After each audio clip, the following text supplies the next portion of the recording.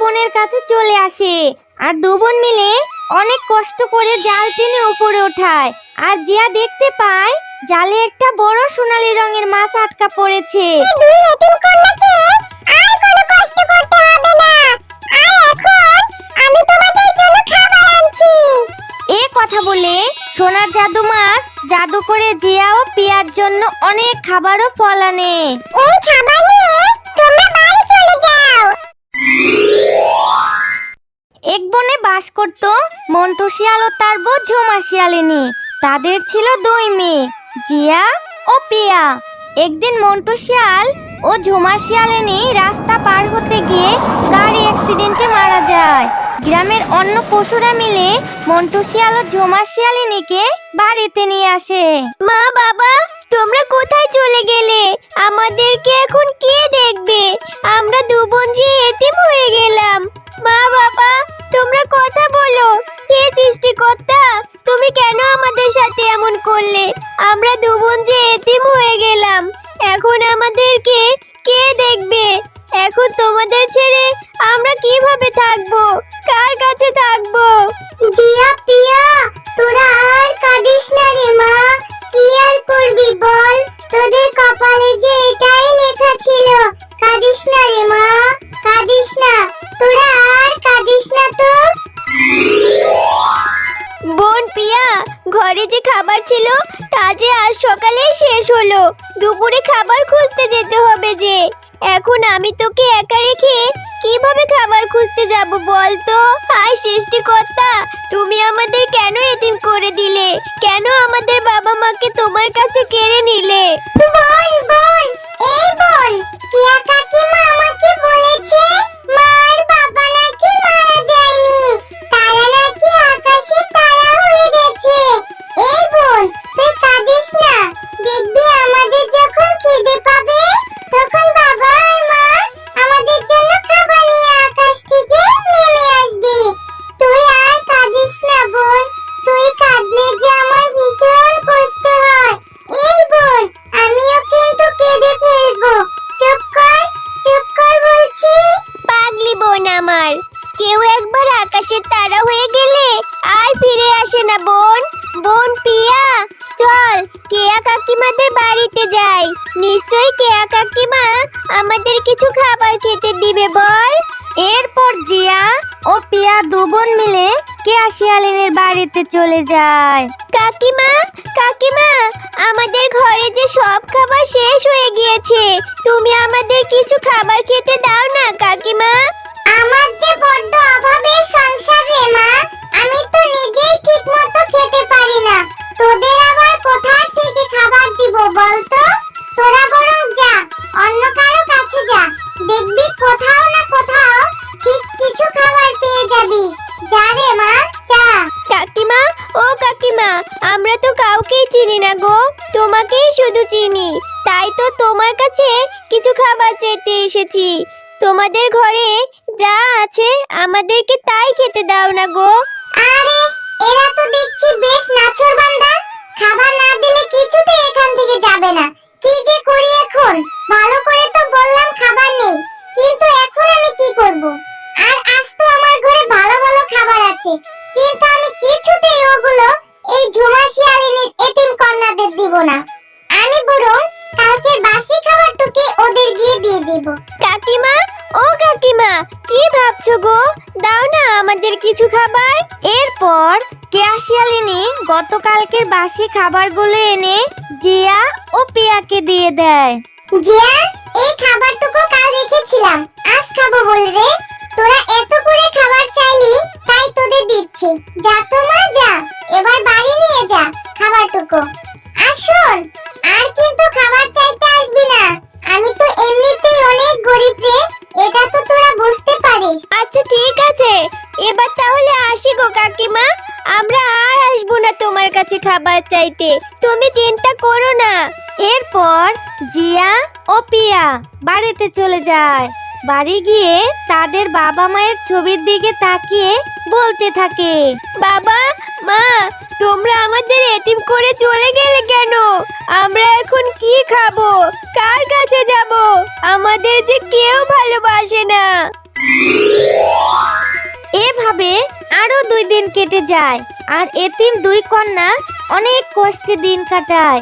একদিন সকালে জিয়া পিয়াকে বলে, বোন পিয়া, তোর তো অনেক ক্ষুধা পেয়েছে তাই না? চল বোন, আমরা নদীতে যাই। বাবার একটা মাছ ধরার জাল আছে না, ওই জাল দিয়ে মাছ ধরতে পারলে বাজারে বিক্রি করে কিছু টাকা পাওয়া যাবে। তখন আমাদের আর না খেয়ে থাকতে হবে না রে বোন।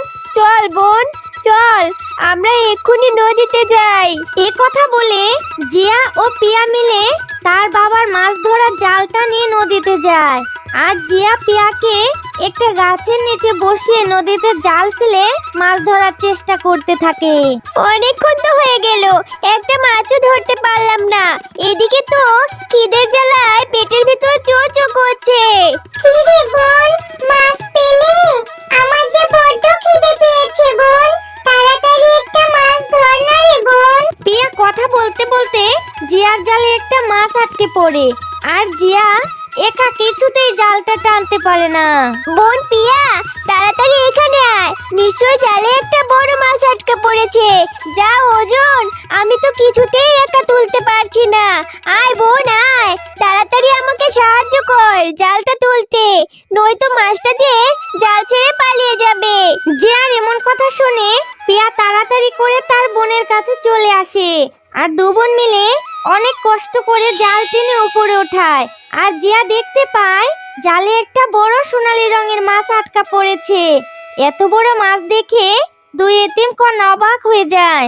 এ বোন, এই তো কোনো সাধারণ মাছ বলে মনে হচ্ছে না, দেখে তো মনে হচ্ছে এটা কোনো জাদুই মাছ। হ্যাঁ, তুমি ঠিকই বলেছো, আমি কোনো সাধারণ মাছ নই, আমি আসলে একটা জাদুর মাছ। আমি অনেক আহত, ঠিকমতো চলতে পারছি না, তাই তোমাদের জালে আটকা পড়েছি। তোমরা কি আমাকে একটু সাহায্য করতে পারবে? আমার যে ভীষণ কষ্ট হচ্ছে, এই ব্যথা যে আর সহ্য করতে পারছি না। তোমার কি হয়েছে জাদু মাছ? তুমি কিভাবে আহত হলে আমাকে একটু বলো তো, আর আমি তোমাকে কিভাবে সাহায্য করব। তুমি আমাকে মুক্ত করো, তারপর বলছি।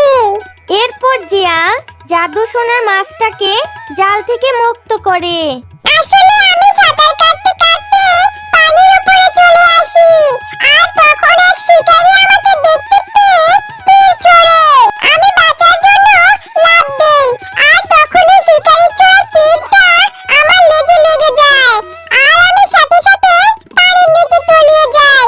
এরপর ব্যথার কারণে ঠিকমতো চলতে না পেরে তোমার জালে আটকা পড়ি। দয়া করে তুমি আমার লেজে হারা তীরটা বের করে দাও, আমার যে বড্ড কষ্ট হচ্ছে। ও, বুঝতে পেরেছি, তাহলে এই ব্যাপার। তুমি চিন্তা করো না জাদু মাছ, আমি এক্ষুনি তোমার লেজে হানা তীরটা বের করে দিচ্ছি।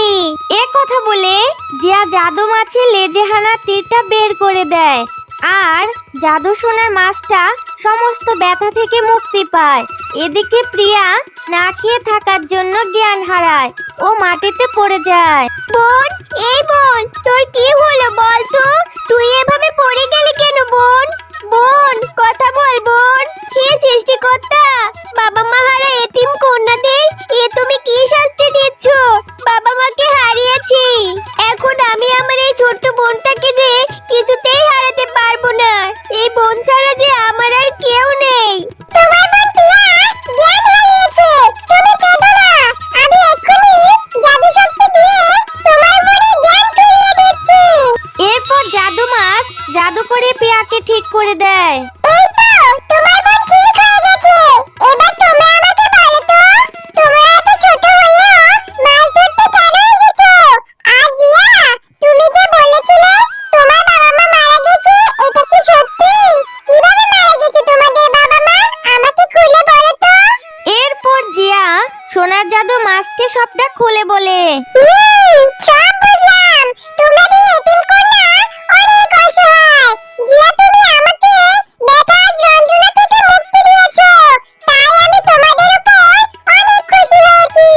আর তোমাদের কথা শুনে আমার ভীষণ মায়া হচ্ছে, তাই আজ থেকে তোমরা দুই এতিম কন্যা আমার বন্ধু হয়ে থাকবে। তোমাদের যখনই কিছু দরকার হবে, তোমরা তখনই এই নদীর পাড়ে এসে জাদু মাছ বলে ডাকবে।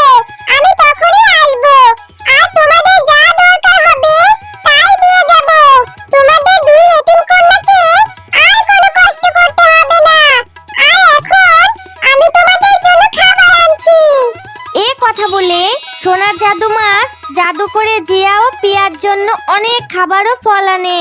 এই খাবার নিয়ে তোমরা বাড়ি চলে যাও, আর আমিও এবার আসি। বেশি দেরি করলে শিকারি চলে আসতে পারে। এরপর জাদু মাছ চলে যায়। এরপর থেকে এতিম দুই কন্যা অনেক সুখে শান্তিতে বসবাস করতে থাকে। তাদের আর কোনো কষ্ট থাকে না। তো বন্ধুরা, কেমন লাগলো গল্পটি কমেন্ট করে জানিয়ে দাও। ভালো লাগলে একটা লাইক করে দিও। আর তোমরা যদি আমাদের চ্যানেলে নতুন হয়ে থাকো, চ্যানেলটি সাবস্ক্রাইব করে দাও। বেল আইকন অন করে দিতে ভুলো না যেন। ধন্যবাদ।